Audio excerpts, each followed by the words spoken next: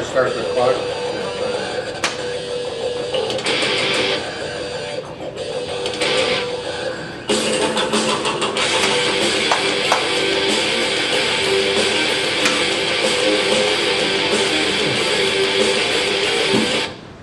Welcome back to the Jacked Up Fantasy Football League.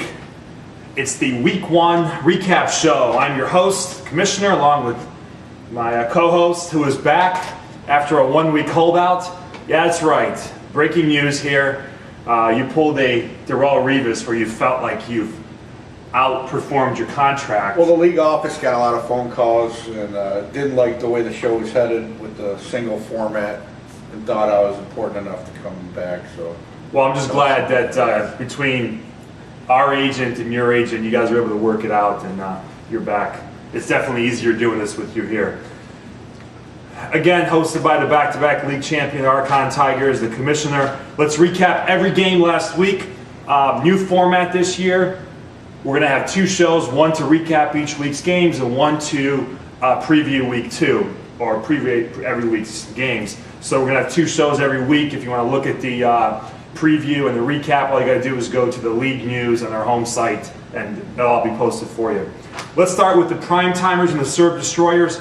A blowout victory by Ryan, 137-83. Highest scoring team of the week. Is Ryan that good, or did just the perfect storm happen? I think it was the perfect storm. I do too. I mean, he had Forte, CJ, Cutler, Austin. Jake had 19 points from 5 players. You're not going to win a game with that kind of stat. Well, Jake had some tough matchups, but I mean, Ryan, I saw Ryan talking some smack to Jake.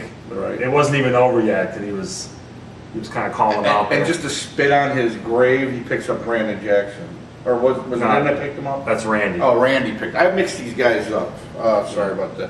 But anyways, nothing's going right. Ryan has hair. Randy has no hair. Oh. But Ryan's close to having no hair. His hair's pretty short. Not nice, Commissioner. But anyway, Ryan's the guy that lives in West Palm. Randy lives in Denver. Anyway. Car salesman. Yeah. Okay, I got it. You got it. All right, so Ryan starts the season off on a great note. Again, he leads the league in scoring this week or last week. He did what he was supposed to do. Yeah, but I don't think a guy like Matt Forte is going to have 30 points like he did last time. So well, let's hope not. I think he comes back down to earth, but we'll talk about him in the week 2 preview show. T-Mac Attack squeaks out an ugly victory here. Frosty Paws only put up 62 points. This was a very ugly game for the Frosty Paws. Out of his running backs, he gets -1 points from Sean Green and CJ Spiller. Wow. That stat right there tells you. I mean, half his points came from Phillip Rivers. T-Mac had just an average game, scores 89 points. Probably below average. Usually 89 points loses in our league, I would say. I mean, yeah, he stole my thunder. I mean, he probably would have lost to just about everybody except for the Frosty Paws and I think the Cocoa Puffs.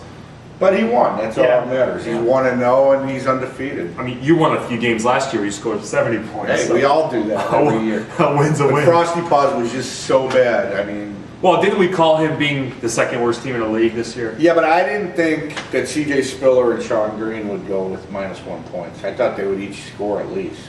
And it would have been a lot closer game. But well, like you said, ugly game, and we've already talked about it too long. Yeah. Game of the week, the Farmers Tan comes back to beat TNT 124-118. These two guys, ironically, were talking smack for the last 3 to 4 weeks, and it's continued as the season has begun. Well, it doesn't help that TNT lost. Boban covered his ass and did what he was supposed to do. He won, and he predicted his win. But he didn't beat him by a lot. He beat him by 6. His defense gets 33 points from him. I wouldn't be too, resting on my laurels. Exactly. And I mean, that long touchdown run by Jamal Charles is what sealed the deal.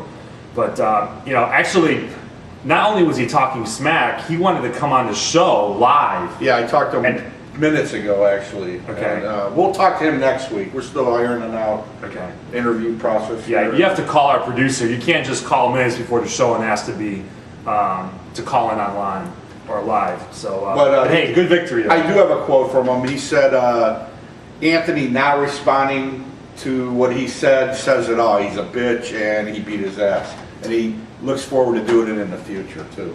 this is going to be one of those rivals that's going to be going on for decades. Yeah, I agree. But I still, I mean, TNT puts up 118 points. It's a good showing. And yeah, last week when I, was flying solo on the preview show, I called this the toughest game to predict because I thought it was an evenly matched teams.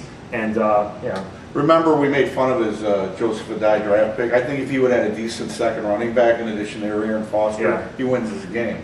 So Joe Adai is going to be your downfall this year, I think. Exactly. But how about Aaron Foster, man? 200. Is that a one-week wonder? Absolutely. I have to agree with that. Absolutely. I can't see him doing it again. Another kind of an ugly game here between the Bulldogs and Eliminators. And, for the record, I have tried to reach out to Mark 3 times because he's still the only guy who has not responded to the whole voting for the picking up, how many players you can pick up, transaction, waiver wire. I reached out to him 3 times. Do you think he's a little upset that we picked him to finish dead last in the league? Mark, if you are upset, I don't think you should be. I'd like to apologize for making fun of him about picking Peyton Manning. Peyton Manning gets him 44 points this week, and that's the reason he wins the game. And Mendenhall goes off too. I think you should respond because you won, so you should be talking smack. That's what it's all about. But Mark, if you can, I mean, it's probably too late for us to enforce the rule, but you're the only guy that hasn't responded. If you could just respond, and we'll implement that next year. But let's not blow the guy. I mean, I still think his team's very average. Well, I mean, he had 5 points from his 2 running backs. Well, Mendenhall had 25, and Manning had 40. That's 70 points. Mendenhall broke off that long run in overtime. Otherwise, he had 70 points, or 70 rushing yards. So 70 points between 2 guys. You're right. I agree. I still think this is one of the worst teams in the league. And what about the Eliminators? 68 points. 5 points from their running backs. This guy's starting Darren Sproles, and he's got him starting this week, I think. He loves those San Diego running backs. You're not going to do anything with those 2 guys in your lineup. You either need to make a trade, or is he the one that picked up Brandon Jackson? He did. Well, he should help himself there, but he's still playing. As of today, he's still playing Sproles and Ryan Matthews. I think he's going to change that, but I think so too. 70 points ain't going to cut it. Exactly. Another, there's 3 straight games, low-scoring games here. Cocoa Puffs put 63 points on the board. High Flyers win pretty easily. But, not much to talk about this game. Cocoa Puffs did not have any touchdowns from his starters. That's an interesting stat right there. When I looked, I saw all his players had like 5 or 6 points or 3 points, 4 points. His high score was Gates. I mean, come on. Wow. You're not going to win it with that. And High Flyers, I don't know how many times you're depending on the Cincinnati Bengals. Oh yeah, 4 players. I mean, if the Bengals go down, you're going down. So I mean, he reached out to me this week, offered me a trade for. He offered me Brett Favre for Anquan Bolden. I didn't deny it, but Mike, I'm denying it now. No way. All right, it's enough.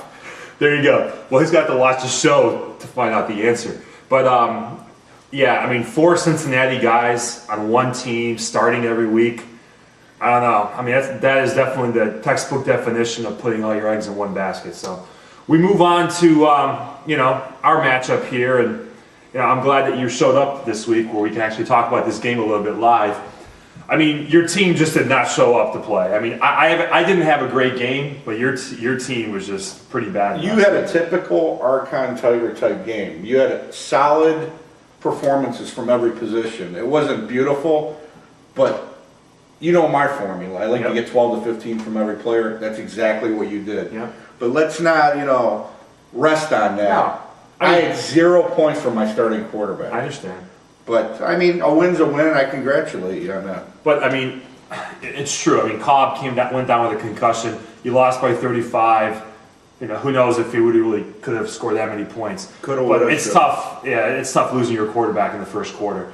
But big win, division game. Yeah, but you know what? I'm not happy with the way my team played. And I mean, I haven't been talking smack to you. I mean, when you're not happy with the way your team played and they won, consider that a bonus, really. Okay.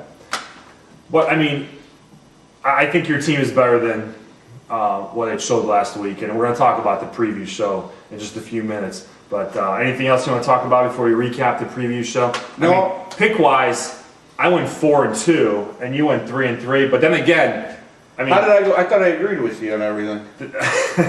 How did I go 3-3? well, the game that you disagreed was between us. Oh, okay. So that's how you I went see. 3-3. Well, why didn't I agree with you on our game? I don't know. I mean, you said you liked Wasn't it a yourself. recording? You said you liked Oh, yourself. did it? Okay, that's fine. So, I just have one thing to say. All right. If you ever are out drinking with TNT, I suggest you wear a raincoat and just stay as far away as possible from the guy because he is an obnoxious drunk. That's all I have to say. Well- That's my disclaimer. Do not go out drinking with TNT. well, twice in the last 6 times I've seen him, he was obnoxious. And the guy can't handle his liquor. You're a lightweight, TNT. Lynn came this close to being a widow and she's not even married yet. Wow. Well, on that note, we're going to end Week 1's preview show. Coming up next is the a Week 1 recap show. I'm going to get this confused all season. Week 2 preview show is coming up next. See you guys in a few after this commercial break. Peace.